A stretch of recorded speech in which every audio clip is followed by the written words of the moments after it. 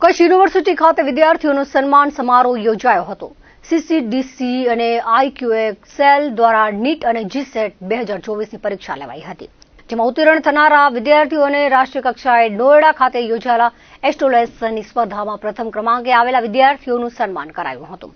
આ સન્માન કાર્યક્રમ કોર્ટ હોલમાં યોજાયો હતો। કાર્યક્રમના અધ્યક્ષ કુલપતિ ડોક્ટર મોહન પટેલ અને મુખ્ય મહેમાન તરીકે પૂર્વ સાંસદ પુષ્પદાન ગઢવી હાજર રહ્યા હતા।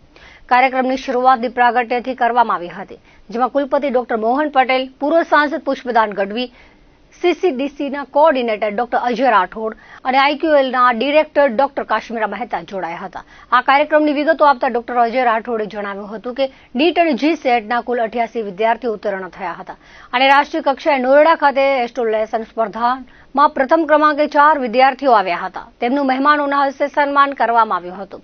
સાથે આગામી દિવસોમાં 22થી નીટ અને જીસેટના વર્ગોની શરૂઆત કરવામાં આવશે।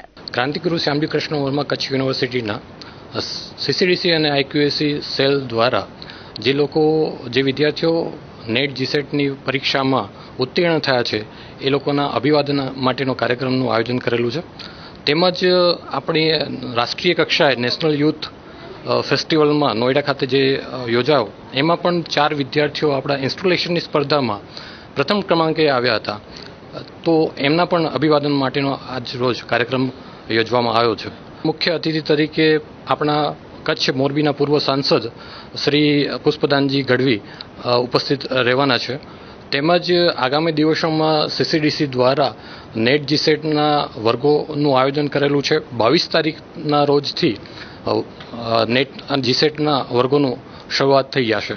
કુલ 88 વિદ્યાર્થીઓ કે જેઓ નેટ જીસેટમાં ઉત્તીર્ણ થયા છે એમનું સન્માન કરવામાં આવશે। તેમજ 4 વિદ્યાર્થીઓ જે ઇન્સ્ટોલેશનની સ્પર્ધામાં રાષ્ટ્રીય કક્ષાએ પ્રથમ આવેલા છે તેમનું સન્માન કરવામાં આવશે।